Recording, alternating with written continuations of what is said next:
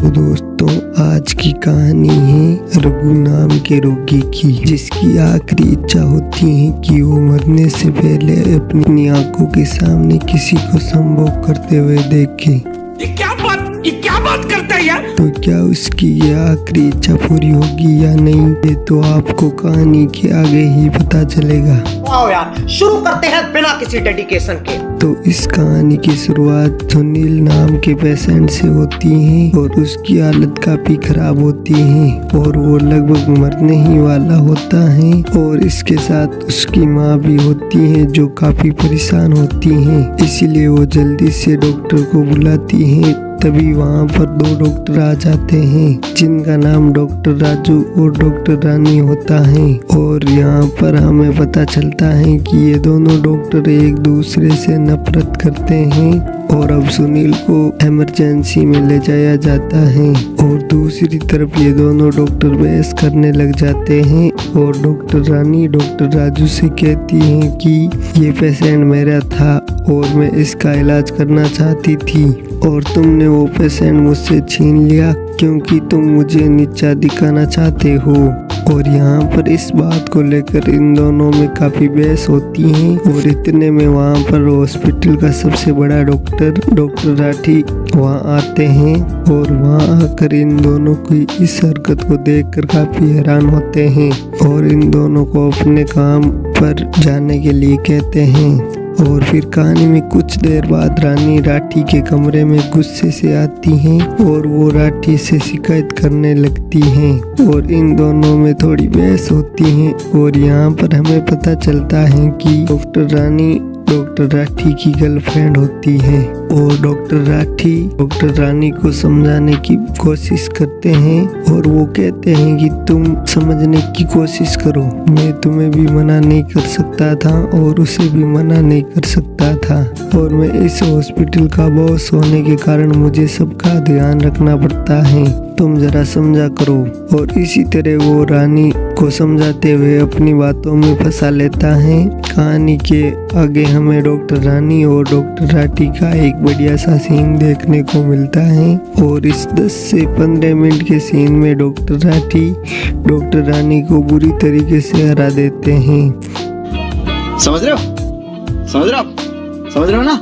और कहानी की दूसरी तरफ डॉक्टर राजू को ऑपरेशन रूम से आता हुआ दिखाया जाता है और वो सुनील की माँ के पास आते हैं और उन्हें समझाते हुए कहते हैं कि तुम्हारा बेटा खतरे से बाहर आ गया है और फिर भी तुम्हें इंतजार करना पड़ेगा क्योंकि उससे अब तक होश नहीं आया है। और वो ये कहकर वहाँ से जा रहे होते हैं तभी वहाँ पर हॉस्पिटल का चपरासी मजनू आ जाता है और वो डॉक्टर रानी और डॉक्टर राठी के सारे सीन देख कर आया होता है और वो सारे सीन डॉक्टर राजू को बता देता है। और इन्हें सुनकर डॉक्टर राजू काफी परेशान हो जाते हैं और अब वो सोचने लगते हैं कि अब मेरा क्या होगा, मुझे तो इस हॉस्पिटल से बाहर निकाल दिया जाएगा।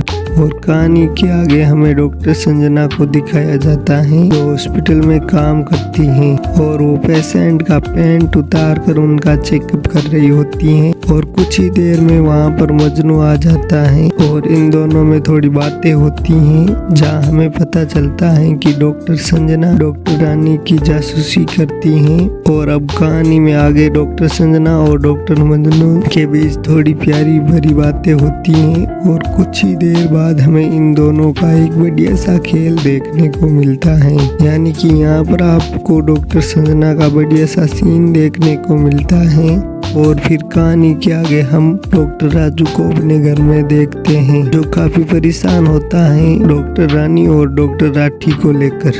और यहाँ पर डॉक्टर राजू की पत्नी आती है और डॉक्टर को परेशानी का कारण पूछने लगती हैं। तब वो अपनी बीवी को अपने सपने के बारे में बताते हैं एक बड़ा डॉक्टर बनने का, लेकिन वो कहते हैं कि अब ये सपना ही रह जाएगा रानी की वजह से। ये सुनकर उनकी पत्नी उनको एक पंडित से मिलने की सलाह देती हैं और ये बात डॉक्टर राजू को भी अच्छी लगती है। और इसके बाद डॉक्टर राजू का मूड ठीक करने के लिए उनकी पत्नी उनके साथ रोमांस करने लगती है। और कहानी में आगे हमें इन दोनों का बढ़िया सा खेल देखने को मिलता है, बहुत ही बढ़िया होता है। और फिर कहानी के आगे डॉक्टर राजू और उनकी पत्नी एक पंडित के पास गए हुए होते हैं और यहाँ पर डॉक्टर राजू उस पंडित से मिलकर अपनी सारी परेशानी बताने लगते हैं और साथ ही अपनी कुंडली भी उस पंडित को देते हैं और पंडित उस कुंडली को देखकर बताता है कि तुम्हारे तो कुंडली में दोष है, लेकिन इस समस्या का समाधान हो सकता है और इसका बस एक ही उपाय है। वो उपाय है कि आपको किसी भी मरने वाले की एक इच्छा पूरी करनी होगी और उसकी इच्छा पूरी होते ही आपकी कुंडली से ये दोष हट जाएगा। और यहाँ पर ये दोनों इस पंडित की बात मान लेते हैं और उन्हें लगता है कि बस ये एक ही उपाय है जिंदगी में सफल होने का। अब देखने की बात ये होगी कि क्या ऐसा करने से ये समस्या खत्म होगी या नहीं, ये तो कहानी के आगे ही पता चलेगा। और कहानी के आगे डॉक्टर राजू उस पंडित की बातों को सोचते हुए काफी परेशान होते हैं। तभी उनको एक पेशेंट मिलता है जिनका नाम रघु होता है, जिसे देखकर डॉक्टर बहुत खुश हो जाते हैं क्योंकि उसकी भी एक आखिरी इच्छा होती है और यहाँ पर उन्हें पूरा विश्वास हो जाता है कि ये रघु ही अपनी हर समस्या का समाधान करेगा। और आगे हमें डॉक्टर राजू को देखते हैं जो रघु से बात कर रहे होते हैं और उसे अपनी बातों में फंसाते हैं और वो उसे मरने वाला बोलते हुए उसकी इच्छा पूरी करने के लिए तैयार हो जाते हैं, जिसे सुनकर रघु बहुत खुश हो जाता है और वो अपनी पहली इच्छा बताता है और वो कहता है कि मैं अपनी आंखों से कबड्डी वाला खेल देखना चाहता हूँ। समझ रहे हो?